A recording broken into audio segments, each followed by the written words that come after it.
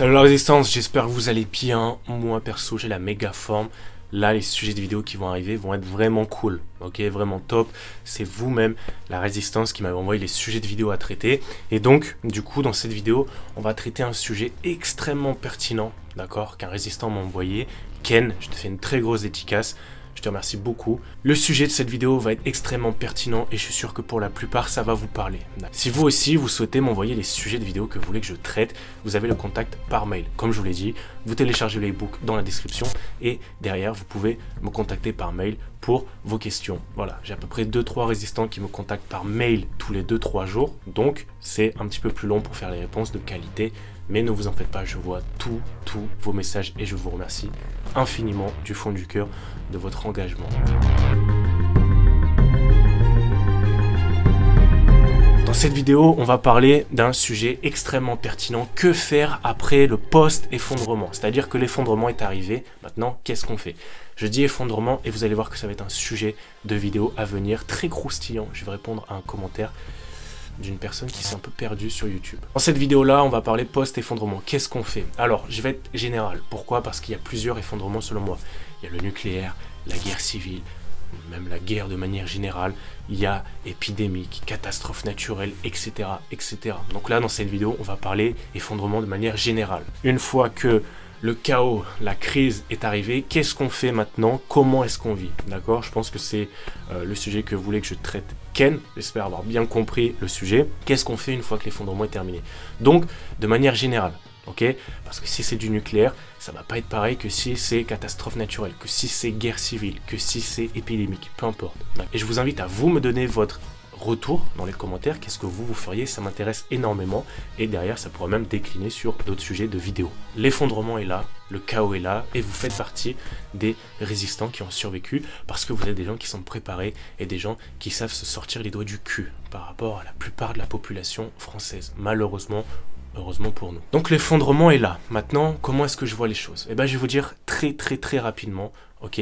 Pour moi, les choses ne vont pas changer tant que ça. Je continuerai à me former, je continuerai à développer mes compétences intellectuelles, pratiques, le tir, l'arc, l'arbalète, faire un stock de nourriture et concrètement, je continuerai exactement la vie que je mène aujourd'hui. Alors, je vous ferai plus des vidéos sur YouTube, je répondrai plus aux mails, j'irai plus au supermarché acheter de la farine ou quoi. Et évidemment, il y aura 2-3 trucs qui vont changer, mais dans les grandes lignes, ce sera pareil. Je développe là-dedans mes compétences parce que c'est le plus important pour un survivaliste, c'est ce qu'il a dans le crâne, le matériel, etc.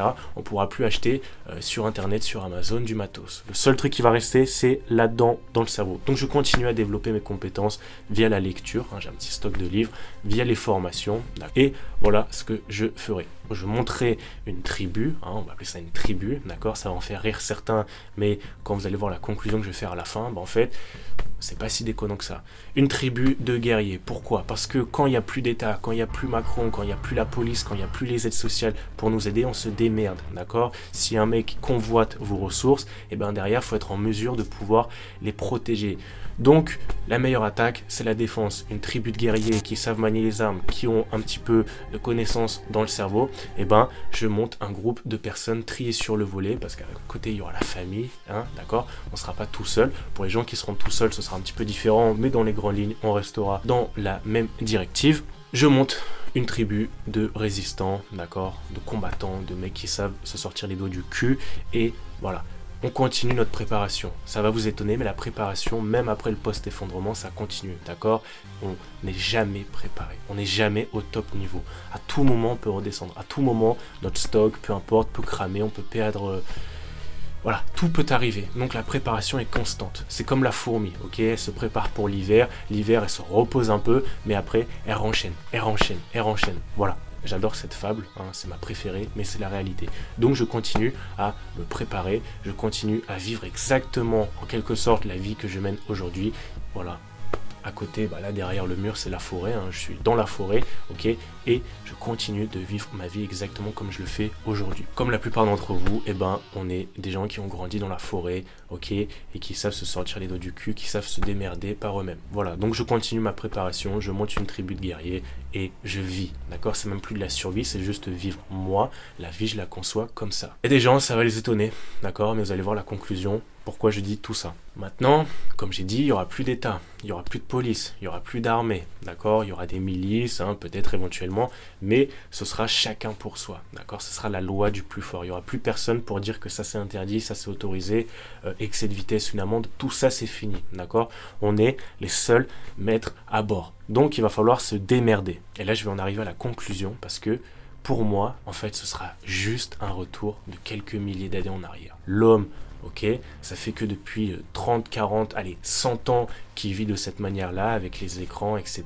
Il n'y a rien de mal à ça. La mondialisation, ça a du bon, ça a du mauvais, d'accord? Il y a des gens qui sont impactés, qui sont pourris par ça, et il y a des gens qui en tirent parti, comme vous la Résistance, qui suivez les vidéos, qui continuent à vous former, qui achètent du matos en ligne. Ça a du bon, la mondialisation. Et il y en a pour qui ça les a détruits. Donc une fois qu'il n'y a plus ça, il y a des gens qui vont complètement se sentir perdus, ok? Qui vont perdre leurs repères. Voilà, ils savaient juste faire ça de leur vie. Ils savaient juste faire ça, ok? Et rien d'autre.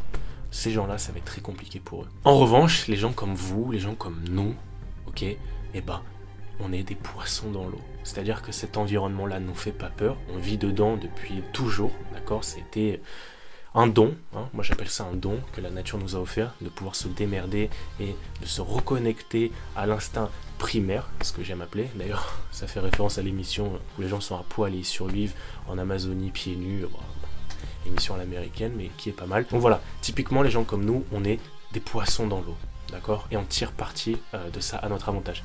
Par contre, il n'y aura plus d'État. Donc, tout sera toléré, non, mais il n'y aura plus de règles.